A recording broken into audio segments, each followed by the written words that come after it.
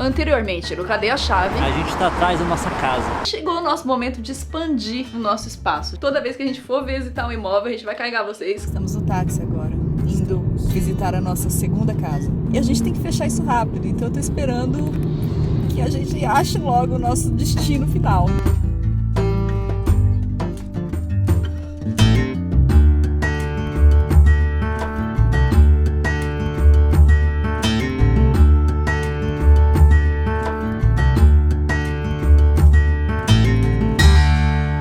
Dessa vez a gente tá indo ver uma casa. Uma casa de 4 quartos. A gente viu uma casa antes que era geminada, essa vai ser uma casa que não é geminada. Depois a gente tem que ver uma townhouse ainda, que é uma casa de condomínio. E depois tem um apartamento. Essa casa aqui é a extra, overkill, assim. A gente não precisa de todo esse espaço, mas ela tá no mesmo preço das outras. Então vamos ver o que tem de errado com ela. Ela tá com o preço de um apartamento. Aí a gente viu o anúncio dela e falou, vamos ver o que tem lá, né? Porque, é sério, é o... Construída em cima do cemitério indígena, qual que é o problema dessa casa? É uma casa de 4 quartos, casa inteira mesmo, 2 salas, casa gigante, casa de verdade. Cara, é uma casa muito ampla. Não tô acostumada com tanto espaço, meu Deus. Essa é uma casa gigantesca. Esse daqui é o master bedroom. Seria o nosso quarto. Vou fechar a janela pra ver o tanto de barulho aqui dentro da autoestrada, né? Porque aqui a gente tá do lado de uma autoestrada, que passa aqui em cima. 2, na verdade. É o cruzamento de 2 autoestradas.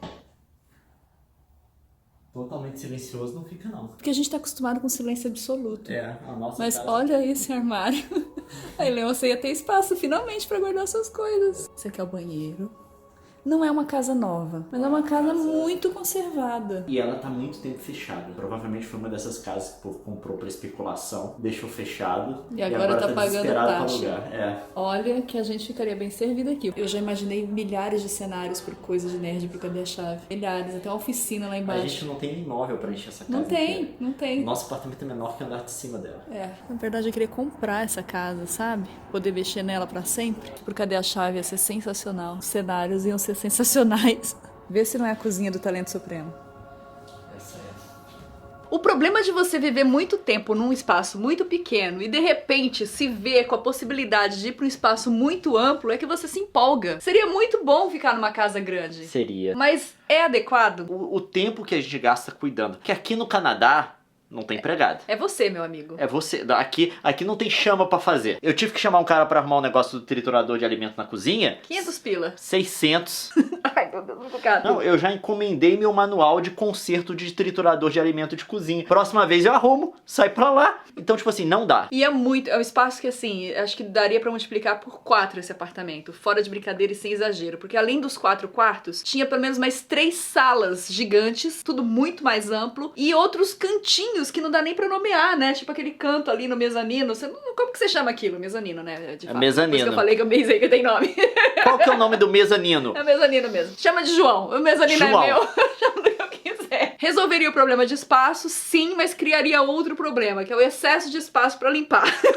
Cuidado, aquilo lá vai ser... E a casa? É velha. Então, os cuidados que você tem que tomar são ainda maiores. Porque tem mais coisa pra dar problema. Não fui eu. A Neuza veio aqui antes. Em vez de soco, ela deu chute, não sei o que. O barulho realmente, eu não sei se na captação da imagem você conseguiu reparar, mas enquanto a gente tava lá, é constante um chiado. Ouve só.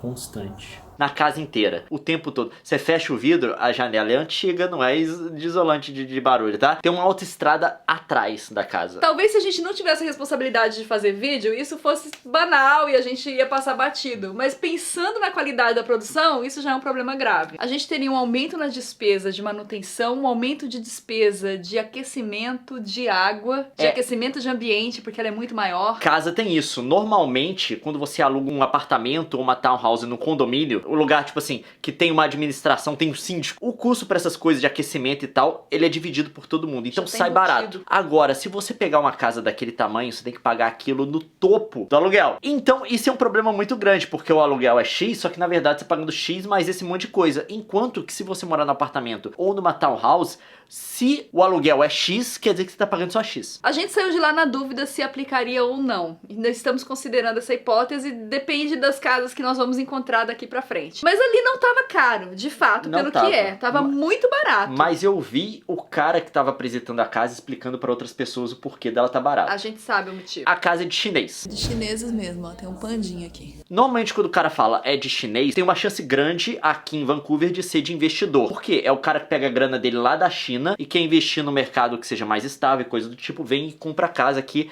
em BC, aqui no Canadá. E aí, como a gente falou nesse outro vídeo que você pode conferir aqui, que é o primeiro dessa série, criaram uma lei que é uma lei pra desencorajar essa especulação. Eles estão taxando as casas desocupadas. Uma taxa alta. Se você deixar sua casa desocupada aqui em BC, é 15% de multa sobre o preço dela que você tem que pagar por ano. Então tinha um monte de casa vazia de investidor chinês aqui, o cara nem se importava em alugar, porque o cara tá só ali na especulação, agora tá todo mundo alugando, os caras são desesperados. O cara que tava apresentando a casa não era o dono, era um cara da agência, da imobiliária e tal. Ele disse que os donos da casa optaram por cobrar um aluguel mais barato para poder alugar a casa fácil do que reformar a casa e cobrar um aluguel caro. Então a casa não foi reformada, a casa tem todos os sinais de uma casa antiga. Se você entrar lá, é uma viagem no tempo. Você vai lembrar aí da sua casa na década de 80, Ou da você sua viu, na década de...